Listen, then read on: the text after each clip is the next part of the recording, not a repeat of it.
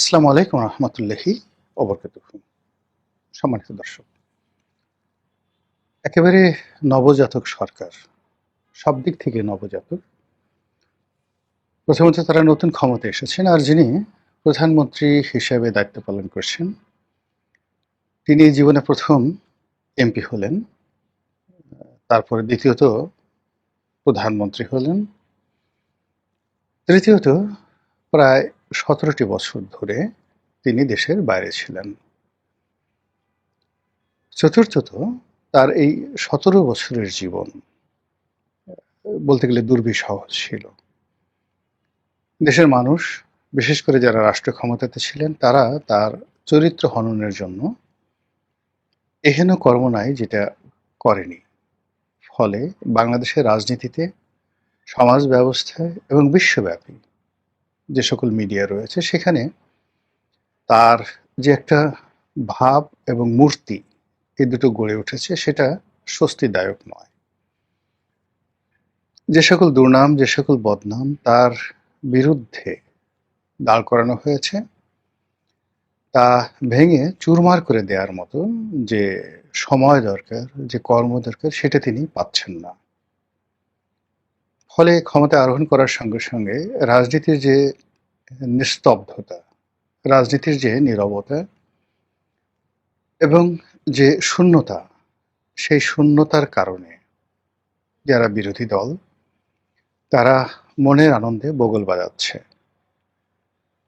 এখানে যদি আওয়ামী লীগ থাকতো তাহলে যে সুর হতো, যে গোল হতো, এবং বিরোধী রাজনৈতিক দলগুলোর মধ্যে যে প্রতিযোগিতা থাকতো, তার ফলে প্রধানমন্ত্রীর বিড়াল নিয়ে, তার হাত নাড়া নিয়ে, তার সেই যে সংসদে ভাষণে যে মানে যেটিকে বলা হয় আহ, মুখ ফসকে যে সকল কথা অনেক সময় বের হয়ে যায়, সেগুলো নিয়ে বিরোধী দলের ট্রল করার কোনো সুযোগ ছিল না। জামাত এবং আওয়ামী লীগ বা জামাত এবং অন্যান্য রাজনৈতিক দলগুলো, যেমন ধরুন workers party, JASAD, communist party, তারা রাজপথে এতটাই ব্যস্ত থাকতো, তো সেই ব্যস্ততার ফলে কি হতো, জামাত তাদের নিজেদের গদি রক্ষা করার জন্য প্রাণপণ চেষ্টা করত। কিন্তু এখন রাজনীতির ময়দানে বলতে গেলে জামাত তুলনাহীন, জামাত একক, এবং বলতে গেলে তারা যা ইচ্ছে তাই করতে পারছে, যা ইচ্ছে তাই বলতে পারছে। তারা তারেক রহমান সাহেবকে নিয়ে গান বানাচ্ছেন, তারা বিএনপি শাসনামল নিয়ে নাটক তৈরি করছেন প্রায় প্রতিদিনই মিডিয়াতে, তারপর সামাজিক মাধ্যমে। এমন সব যাকে বলা হয় ন্যারেটিভ তৈরি করা হচ্ছে বিএনপির বিরুদ্ধে, ওগুলো দেখলে যে কোনো মানুষ মানসিকভাবে অসুস্থ হয়ে পড়বে, তারপর কথা বলার শক্তি হারিয়ে ফেলবে এবং অনেকটা খামোশ হয়ে যাবে, চুপচাপ হয়ে যাবে। এবং এরকম ঘটনা এখন সামাজিক মাধ্যমে প্রায় প্রতিদিন হচ্ছে। সংসদ নিয়ে, স্পিকার নিয়ে, মন্ত্রীদেরকে নিয়ে, প্রধানমন্ত্রীকে নিয়ে, প্রধানমন্ত্রীর পরিবার নিয়ে প্রায় প্রতিদিনই শত শত কন্টেন্ট, যেভাবে যারা অনলাইন ইউজার রয়েছেন, ব্যবহারকারী রয়েছেন, তাদের সামনে চলে আসছে, তা যেভাবে সাধারণ জনগণ দেখছেন, একইভাবে সরকারি দলের নেতা কর্মী তারা দেখছেন, এবং তাদের মন মেজাজ সঙ্গত কারণেই স্বাভাবিক থাকবে না। তো এই যখন একেবারে শিশু সরকার, 2 মাস যে সরকারের বয়স, আপনি তাকে তো শিশুই বলবেন বা নবজাতক বলবেন। তো সেই সরকারের যে মনস্তাত্ত্বিক রসায়ন, এটিতে বিষক্রিয়া তৈরি হবে, এটাই স্বাভাবিক। ফলে সরকারের সবাই মন খারাপ, সবারই মন খারাপ। এর মধ্যে দেশের চলমান সমস্যা, যেগুলো ইউনূস সরকার তৈরি করেছেন, যেগুলো শেখ হাসিনা সরকার তৈরি করেছেন, সেগুলোর দায় বহন করতে হচ্ছে। $120 বিলিয়ন বিদেশি ঋণ, 5.5 লক্ষ কোটি টাকার খেলাপি ঋণ বাংলাদেশের মধ্যে। তারপর দেশের ব্যাংকিং ব্যবস্থা থেকে সরকার যে ঋণ করেছে, আগের সরকার ঋণ করেছে এবং নতুন সরকার যে ঋণ করেছে সেগুলো একত্র করলে বিশাল একটা সংখ্যা দাঁড়াবে। এর মধ্যে মুদ্রাস্ফীতি হু হু করে বাড়ছে। তো সেই অবস্থাতে যখন সরকার একেবারে হিমশিম খাচ্ছে, তখন বিভিন্ন বিদেশি রাষ্ট্র কেউ বন্ধু হওয়ার অছিলায়, কেউ শত্রু হওয়ার হুমকিতে, মানে রীতিমতো সরকারকে যেভাবে চাপের মধ্যে রেখেছে, সরকার তাতে করে দিশেহারা হয়ে পড়েছে। একটা একটা করে বলছি। প্রথমে ভারতের কথা বলি। ভারত এই সময়টিতে আমরা যেটা বুঝতে পারি, সরকারের উপরে বহুমুখী চাপ দিচ্ছে। তার একদিকে বন্ধুত্বের বেশি ডিজেল দিচ্ছে, তারপর সীমান্ত খুলে দেওয়ার চেষ্টা করছে। তারা যাকে বলা হয় বাংলাদেশের সঙ্গে যে দ্বিপাক্ষিক সমস্যা এবং অর্থনৈতিক বিষয় রয়েছে, সেগুলো সহজতর করার চেষ্টা করছে, যেটি ইনুস জামানাতে রীতিমতো বন্ধ ছিল। বিনিময়ে তারা যে জিনিসগুলো চাচ্ছে, এক নম্বরে তারা চাচ্ছে আওয়ামী লীগকে রাজনীতিতে পুনর্বাসিত করতে হবে, এবং আওয়ামী লীগের উপর যে নিষেধাজ্ঞা দেওয়া হয়েছে তড়িঘড়ি করে এটাকে তুলে নিতে হবে, যেটি যখন এই নিষেধাজ্ঞাটা দেয়নি তখন বিএনপির জন্য যে সুযোগ সুবিধা ছিল, এখন নিষেধাজ্ঞা দেওয়ার পরে সঙ্গে সঙ্গে বিরোধী দল থেকে আওয়াজ তোলা হবে যে এই ভারতের কাছে বিএনপি নাকে দস্তখত দিল, দেশ বিক্রি করে দিল, তাহলে তো আওয়ামী লীগে ভালো ছিল। আবার সেই যাকে বলা হয় ফ্যাসিস্টদেরকে ক্ষমতায় বসানোর জন্য বিএনপি চেষ্টা করছে। এই যে একটা যন্ত্রণা, এই যন্ত্রণার মধ্যে বিএনপি যে পড়ে গেল, এবং সেই যন্ত্রণার মধ্যে তাকে বারবার টেনে নেওয়ার জন্য ভারত চেষ্টা করছে। এক।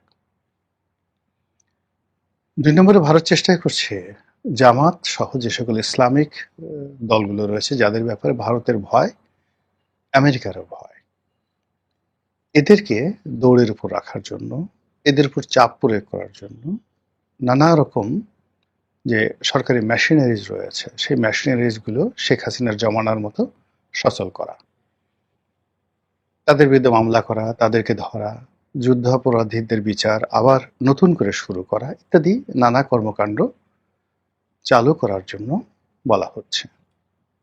আন্দাজ করতে পারি, এটা যে কোনো লোকে আন্দাজ করতে পারে। ৩ নম্বরে যেটা হলো যে চীনের সাথে দহরম মহরম করা যাবে না, তিস্তা প্রকল্প করা যাবে না। চীনকে ইউনূস জামানাতে যে নীলফামারীতে হাসপাতাল প্রতিষ্ঠা করার অনুমতি দেওয়া হয়েছিল, সে ব্যাপারে সতর্ক দৃষ্টি রাখতে বলা হয়েছে, এবং একই সঙ্গে নীলফামারীতে যে বিমানবন্দর, সামরিক ঘাঁটি তৈরি করার ব্যাপারে চীন আগ্রহ দেখিয়েছিল। এশিয়ার বৃহত্তম সামরিক বিমান ঘাঁটি নীলফামারীতে তৈরি করা হবে, যেটি ব্রিটিশ জমানাতে তৈরি করা হয়েছিল। সেটি আবার চালু করার ব্যাপারে ইউনূস সরকার যে তড়িঘড়ি করেছিল, সেটা বন্ধ করতে হবে।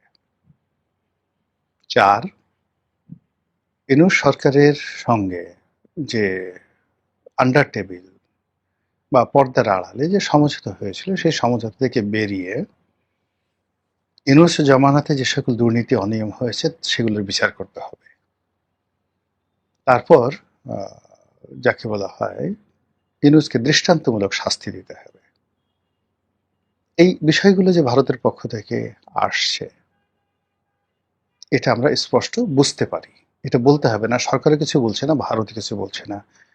তো এটার বিরুদ্ধে সরকারের পক্ষ থেকে বিভিন্ন পত্র পত্রিকা নানা রকম ন্যারেটিভ তৈরি করা হচ্ছে, যে ভারত শেখ হাসিনাকে দু চোখে দেখতে পাচ্ছে না, তাকে তাড়িয়ে দিতে চাচ্ছে, ইত্যাদি নানা রকম কথাবার্তা যেগুলো প্রচার করা হচ্ছে, এগুলো সরকারি দলের যে সকল চাটুকার রয়েছে, তারা হয়তো সরকারের কোনো কথা ছাড়াই নিজেরাই এরকম একটা ন্যারেটিভ তৈরি করার চেষ্টা করছে, যেটা ভারতকে আরো রাগিয়ে দিচ্ছে।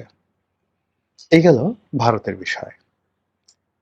একইভাবে চীন, তারা বসে নেই, তারাও সরকারকে চাপ দিচ্ছে চীনের স্বার্থগুলো রক্ষা করার ব্যাপারে, চাপ দিচ্ছে এই অঞ্চলকে ঘিরে চীন যে সামরিক পরিকল্পনাগুলো করছে, যে অর্থনৈতিক পরিকল্পনাগুলো করছে, কিংবা সোজা বাংলায় বলতে গেলে এই অঞ্চলকে কেন্দ্র করে চীনের দীর্ঘদিনের যে লোভ এবং লালসা, এখানে সামরিক কর্তৃত্ব প্রতিষ্ঠা করে এবং ভারতের যে ইস্টার্ন রিজন রয়েছে, পূর্বাঞ্চলীয় যে অংশগুলো, যেটাকে আমরা সেভেন সিস্টার বলি, এই সেভেন সিস্টারে চীন আধিপত্য করবে এবং এই সেভেন সিস্টার নিয়ে যেন সবসময় ভারত এতটা ব্যস্ত থাকে, যার ফলে ওয়েস্টার্ন রিজনে পাকিস্তান এবং ওয়েস্টার্ন রিজনে যে সকল অঞ্চল রয়েছে চীনের সীমান্ত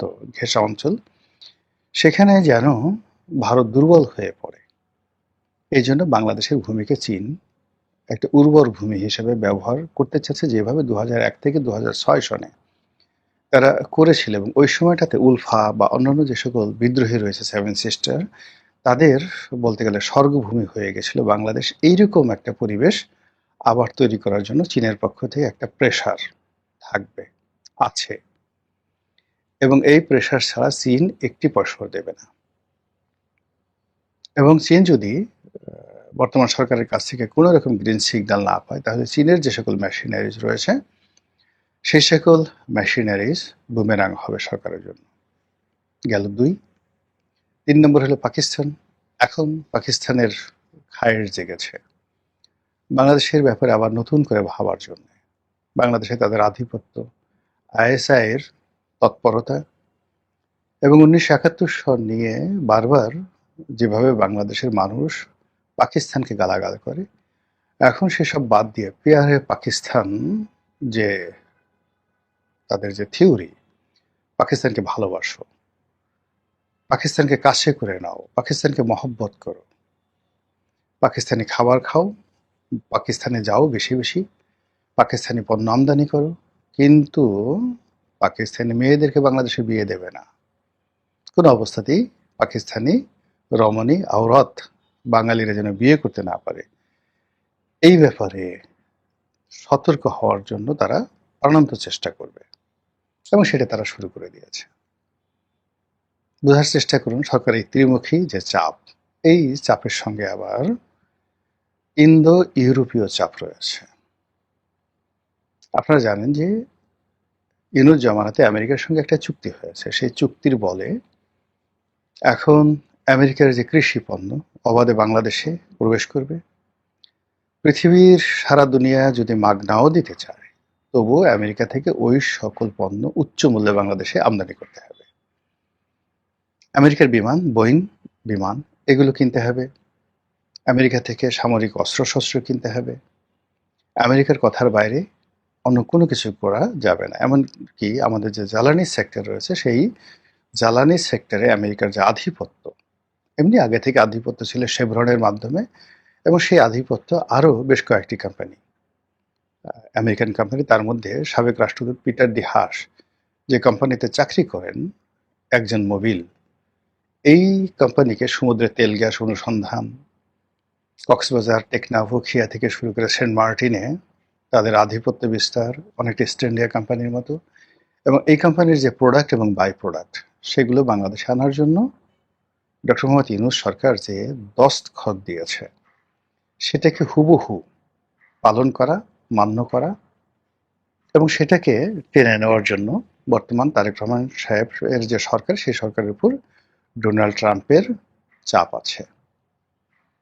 আবার এই যে ডোনাল্ড ট্রাম্পের সঙ্গে বা আমেরিকার সঙ্গে যে একচেটিয়া ব্যবসা, এই ব্যবসার যে সকল প্রতিদ্বন্দ্বী কোম্পানি রয়েছে, যেমন বিমান আনবেন, বিমানের প্রতিপক্ষ হচ্ছে ফ্রান্স, তারা কোনো অবস্থাতে এটা মেনে নেবে না।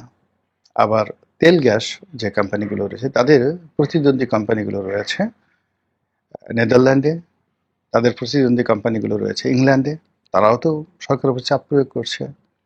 অন্যদিকে যে সামরিক অস্ত্রশস্ত্র, সেই সামরিক অস্ত্রশস্ত্রের ব্যাপারে প্রতিদ্বন্দ্বী আছে ভারত, চীন, আর ইউরোপের দেশগুলোর মধ্যে সুইডেন এবং ইটালি। এবং তার সঙ্গে সঙ্গে আবার উত্তর ইউরোপ নয়, এই যে যেটাকে বলা হয় পূর্ব ইউরোপের কতগুলো দেশ, যেমন রোমানিয়া, তারাও বাংলাদেশে যেন অস্ত্র রপ্তানি করতে পারে, এই জন্য সরকারের উপর ইউরোপীয় ইউনিয়নের মাধ্যমে চাপ দেওয়া হচ্ছে। ফলে আপনি দেখবেন যে একদিকে মার্কিন রাষ্ট্রদূত মিস্টার ব্রেন্ট ক্রিস্টেনসেন, তিনি দিদার্সে সব জায়গায় ঘোরাফেরা করছেন। আর ইউরোপে যিনি রাষ্ট্রদূত রয়েছেন তিনিও পত্রপত্রিকা, বিভিন্ন সংবাদপত্রের অফিস, টেলিভিশনের অফিস, রাজনৈতিক দলের অফিস, প্রধানমন্ত্রী, বিরোধী দলীয় নেতা সবার কাছে তিনি ছুটে বেড়াচ্ছেন। আর এ সকল বহুমুখী চাপে রীতিমতো কাবাব হয়ে যাচ্ছেন আমাদের সরকারের যারা কর্তা ব্যক্তি। তারা ভগ্ন মনোরথ হয়ে ঘুরে বেড়াচ্ছেন ওয়াশিংটনে, আমেরিকাতে। যে সকল দাতা সংস্থা রয়েছে, বিশ্বব্যাংক, IMF, জাইকা, IDB, তাদের দ্বারস্থ হচ্ছেন টাকার জন্যে। আর সব জায়গাতেই মূলত বলা হচ্ছে যে আগে কিবলা ঠিক করো, আগে স্থির হও কোন দিকে যাবে, তারপরে টাকা পয়সার কথা চিন্তা করা যাবে। অথচ এই মুহূর্তে মানে সরকারের জন্য রীতিমতো টাকার যে সমস্যা, ডলার এবং বাংলা টাকা দুটোরই সমস্যা প্রবল।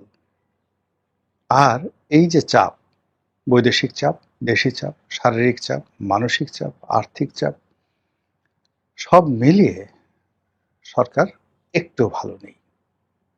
আর যখন এরকম ভালো না থাকে তখন ভুল হতে থাকে, একটার পর একটা ভুল হতে থাকে, এবং যে সকল কাজকর্ম হতে থাকে সব সুদূর বুদূর হতে থাকে। আঞ্চলিক ভাষায় বললাম এলোমেলো কাজ হতে থাকে, অস্বাভাবিক কাজ হতে থাকে। দক্ষিণে যাওয়া দরকার তো পূবে চলে যায়, পূবে যাওয়া দরকার তো পশ্চিমে চলে যায়।